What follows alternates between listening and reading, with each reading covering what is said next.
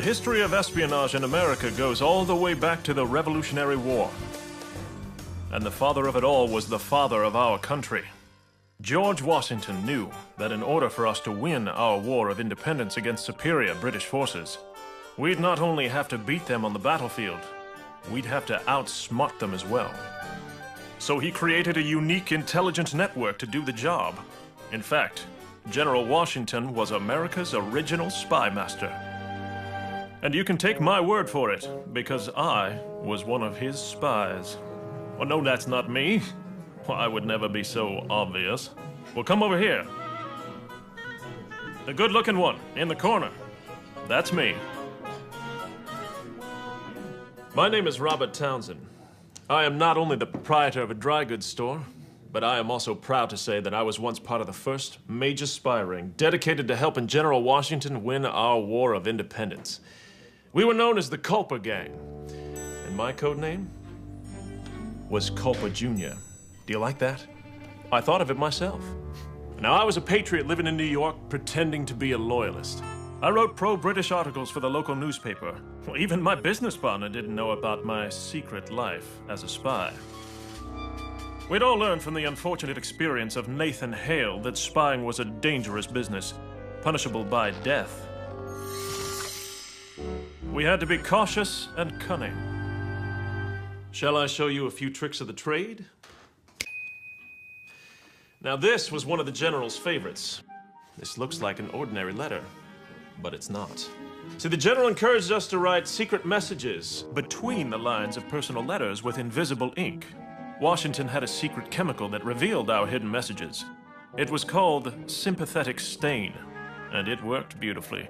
But that's not all. We also developed secret codes. We took hundreds of words from the dictionary and assigned each of them a number. For instance, 38 meant attack, 192 meant fort, and 711 was the code for General Washington.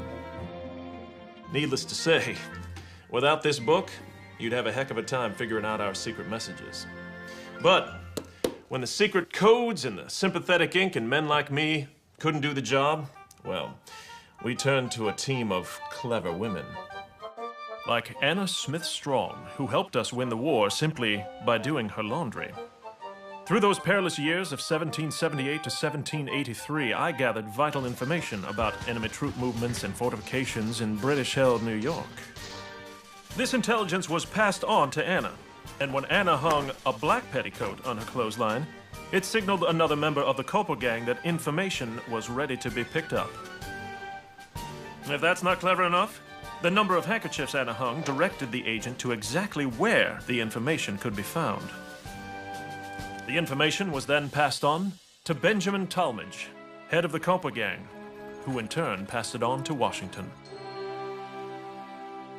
Washington's extensive spy network went far beyond the Culper Gang. In British-held Philadelphia, Lydia Dara would eavesdrop on British officers as they met in her parlor below. She would hide what she heard on tiny notes, stuffed into cloth buttons and sewn onto her son's coat. And the buttons with their hidden messages would be delivered directly to Washington. In December 1777, Lydia got word to Washington that the British were planning a surprise attack on his army as it marched to Valley Forge. But when they attacked, the Continentals were ready, and the British withdrew in frustration. But it wasn't all about passing on information.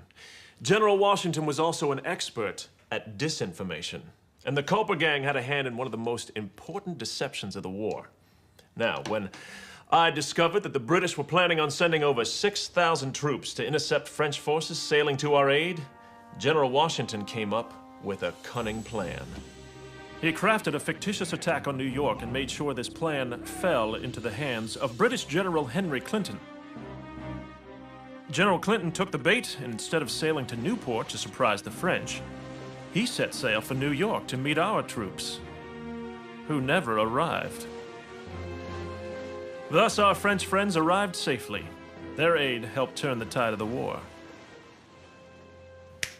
So, here's to General Washington, our nation's original master of intelligence.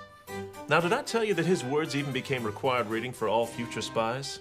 There is nothing more necessary than good intelligence to frustrate a designing enemy, and nothing requires greater pains to obtain. Well said, sir. But it was the words of Major George Beckwith, the chief of British intelligence during the Revolutionary War, that really hit the nail on the head. And I quote, "Washington did not really outfight the British. He simply outspied us." Well, I couldn't have said it better myself.